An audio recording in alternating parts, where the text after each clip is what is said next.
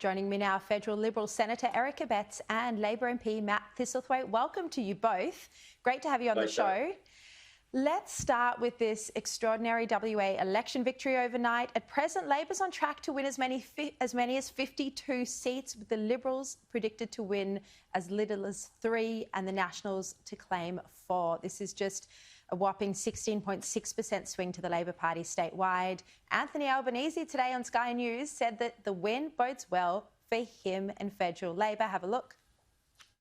Well, this is primarily about Western Australia, but it has to be good news for federal Labor as well. The fact that you have a branch of the Liberal Party essentially wiped off the map shows that they are going to struggle to run an effective campaign. The fact is that many people have voted Labor for the first time. It shows they're open to voting Labor, and I take great encouragement from it. Matt, Mark McGowan is one of Australia's most popular politicians. I mean, his approval ratings have been in the 80s. You know, politicians have never seen anything like his approval ratings. Do you think Anthony Albanese is dreaming to be taking confidence from this?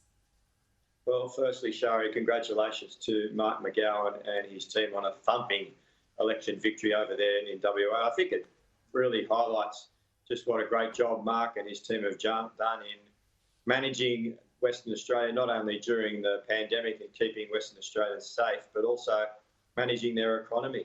It's the only state in the country to return a budget surplus, and I think he's run a very centrist government that's focused on good economic management and jobs. And I think Anthony is right that if I was a Liberal MP at a federal level that had some of those state electorates within my boundaries where you've had safe Liberal seats that have been wiped out, then I certainly would be worried. And I think the Liberal Party's also got some issues with Tess Cormann having left, Linda Reynolds and the difficulties she's got at the moment, and Christian Porter. They're all high-profile federal Liberal MPs that have been in trouble or left their show over recent times. So I think Anthony's right to be optimistic for the Labor Party in the lead up to the next election. Eric, what's your response to that? My response very simply is to Anthony Albanese: if you win, you don't gloat, and clearly that is what he's seeking to do.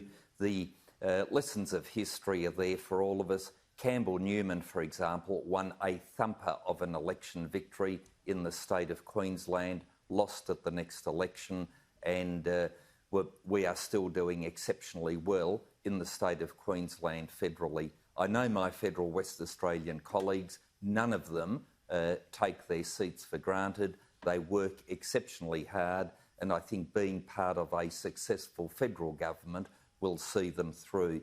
That said, congratulations to Labor on their election victory. Commiserations to my friends in Western Australia on what is a very disappointing result. But can I say, get back to the basics.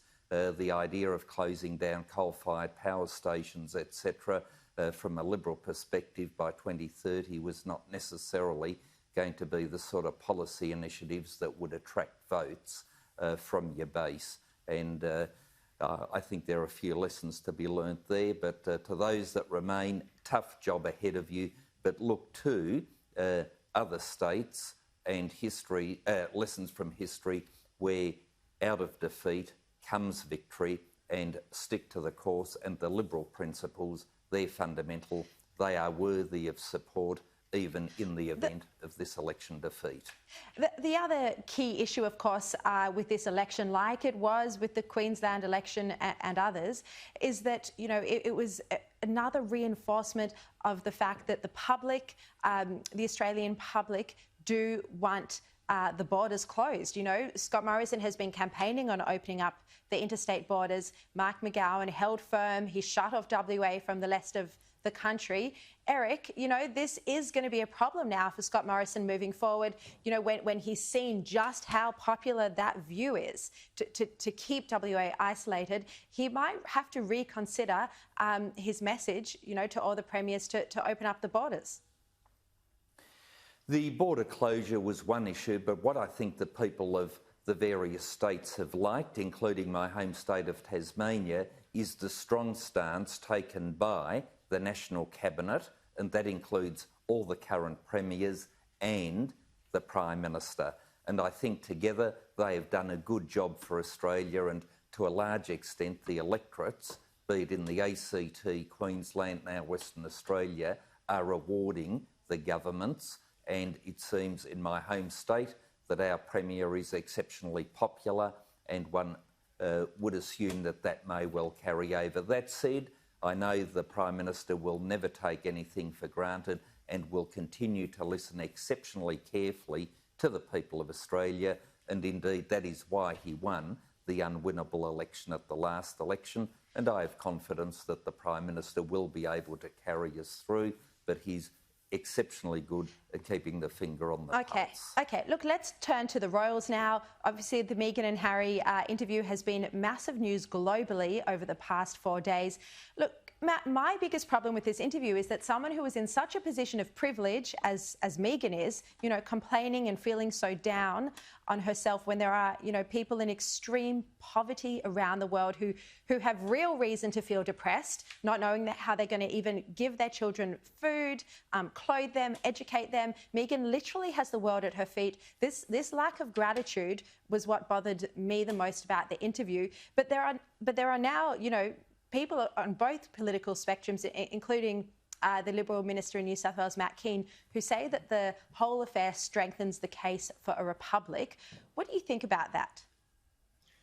Well, I certainly agree with Matt Keane. I think it does strengthen the case for a republic. I think that those that watch the interview would see just how out of touch and how irrelevant the royal family has become to the lives of the average Australian. And I think we should have a serious debate in our country once again about having an Australian as our head of state, because the fact is that one day we could wake up, be it if the Queen passes away or passes on the throne to a successor, that we've got a new head of state, and Australians haven't had the chance to nominate for that position. They haven't even had a say in who our next head of state could be. And I don't think that that represents modern Australian values and democracy. I accept your point about the privilege that Harry and Meghan have, and that many people throughout Australia and the world are doing it tough, and that can seem a bit self-righteous. But nonetheless, I think that for some time now, Australians have been questioning whether or not the royal family as our head of state is relevant to Australia's system of government anymore. Eric, what do you think? I mean, you know, the racism accusation has been really the one that's hurt the royal family this week. And obviously it's difficult without knowing the context that this was said in, or if it was said as they portrayed it. But, you know, I think it is quite normal when you're about to have a baby for everyone to talk to you about what colour hair and eyes and skin your baby's going to have, whether it's going to look like you or the dad. You know, I know we had that in our family. You know, do you think this type of discussion could have been embellished?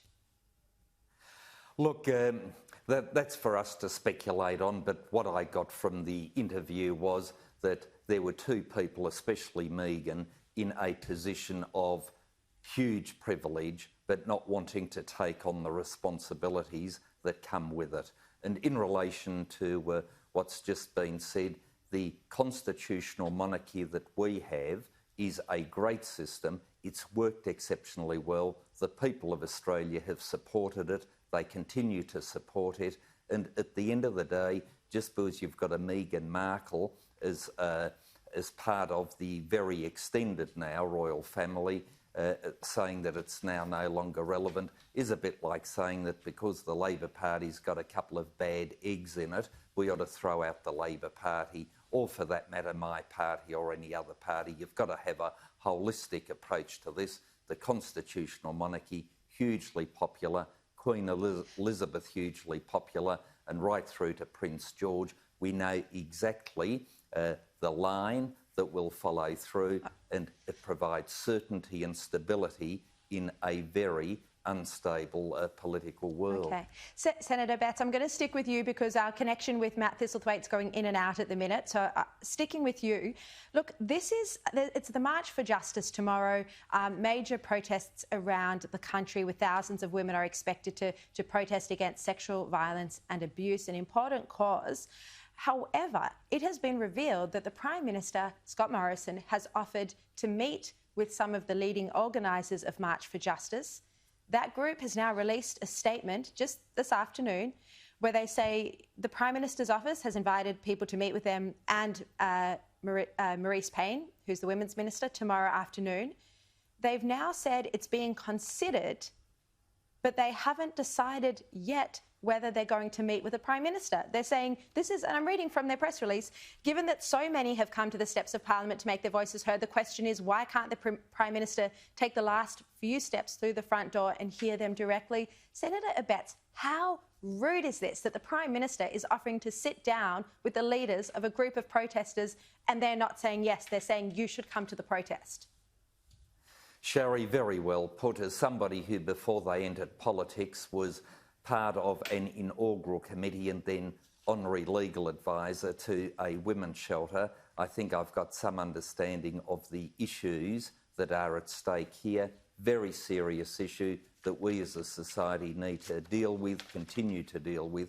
But when the Prime Minister, especially on the day that the Parliament is sitting, we know that the government only has a one-seat majority, etc., for him to invite people in to meet with them rather than him going to their rally and potentially spend quite an amount of time getting there, getting back, etc. It just seems to me highly rude, and one wonders what the purpose of all this is. Is it to seek to embarrass the Prime Minister or to get some headway with the actual issue at stake? Yes.